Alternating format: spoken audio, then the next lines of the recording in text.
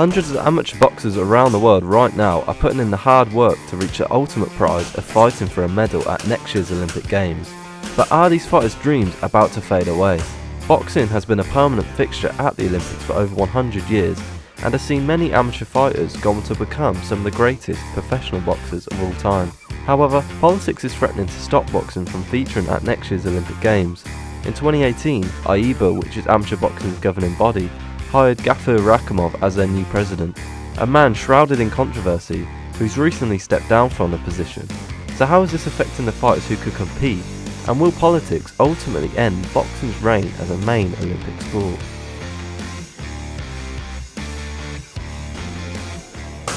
"22-year-old Pete McGrail is one of Team GB's boxing hopefuls, who has his sights firmly set on Tokyo 2020, but the threat of boxing not making next year's Olympics is real.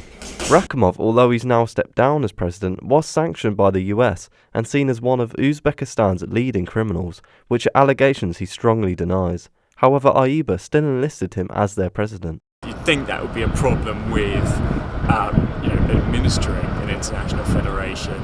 It was reported that IABA couldn't get a bank account in Switzerland where they're based, which the IOC did note in one of their statements. So these are all seem like pretty serious issues with governing a sport. But the situation is developing, but the worrying thing is that at the moment the sort of relations between the IOC and IABA are frozen. With this uncertainty, fighters such as McGrail may see their Olympic dreams vanish. Yeah, it'd be heartbreaking, you know what I mean? Obviously I've got my sights set on Olympic gold and obviously beyond, and if I was to get an Olympic medal, Olympic gold, the platform it would put me on for the rest of my life would be amazing. And the effect it will have if boxing doesn't make the Olympics won't just affect the boxers, but trainers also, who have put in years of hard work with their fighters. Paul Stevenson, who's coached Peter for over 11 years, is just one of the trainers who may see their fighter miss out on Olympic glory. Like Peter, last year, Commonwealth Games gold medalist, and all you see is the tip of the iceberg, but what you don't see is the sacrifice and the pain. And in boxing it is pain, I suppose in any sport, but in boxing there's no pain like boxing. You get hit if you get it wrong. It doesn't even bear thinking about that they've messed that up somehow through politics and get it wrong and take that chance away from boxers like Peter. Whether or not boxing makes the Tokyo Olympics is in the hands of the International Olympic Committee, who are currently reviewing IABA. This isn't just down to IABA's appointment of Rakhimov though. Numerous other issues such as drug testing and judging, in particular the judging at the last Olympics in Rio, where there were countless of controversial decisions. These are just some of the reasons why the IOC is concerned with IABA. The IOC have said they want to look after the athletes, but that's hard to reconcile with taking a firm line on IABA, which is the body that is supposed to run the Olympic sport.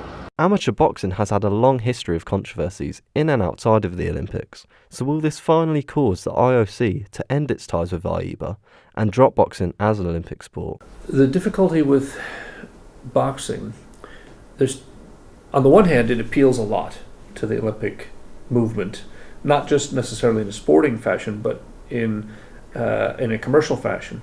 The two problems are that outside of the Olympics, and on a couple of occasions inside the Olympics, boxing has rather close ties to corruption and organized crime and these kinds of things in terms of fixing matches and betting scandals and stuff like that. If we roll back the clock to 1988, the Seoul Olympics, there was a lot of questioning about the judging and the decisions made around the boxing matches in Seoul.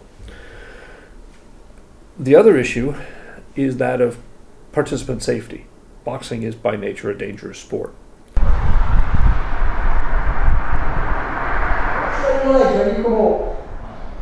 Grassroots level boxing may also be affected by the Olympic situation and could see a drop in the number of people wanting to start boxing.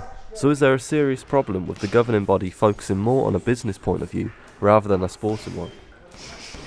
People who are at the top, they're not boxing orientated, they're just businessmen, and they're pulling the strings and calling the shots, when in actual fact it really needs people who've gone through the mill and boxed.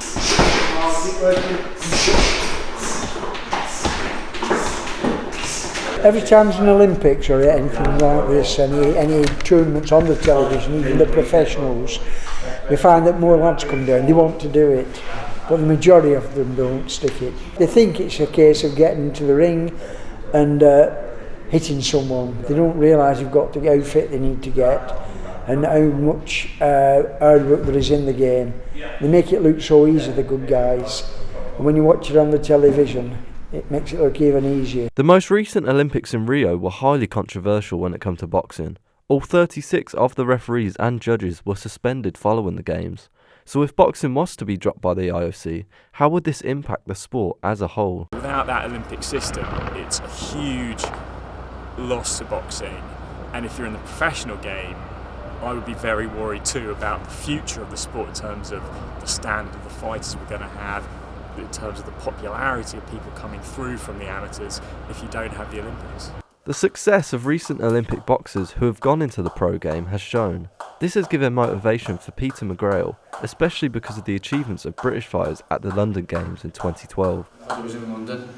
It was probably shown on the telly a lot more, all over the papers, and Tom Stalker was the captain, where you know what I mean? He's from Liverpool. And even Rio, then you had Anthony Fowler, so you've had Tom Stalker 2012, Rio, Anthony Fowler, and in my head, I've got me at Tokyo 2020, but I'll be bringing a medal home. Right now, it still looks uncertain whether boxing makes the games. A provisional schedule of the sports that will take place at Tokyo has been released, and boxing did make that list.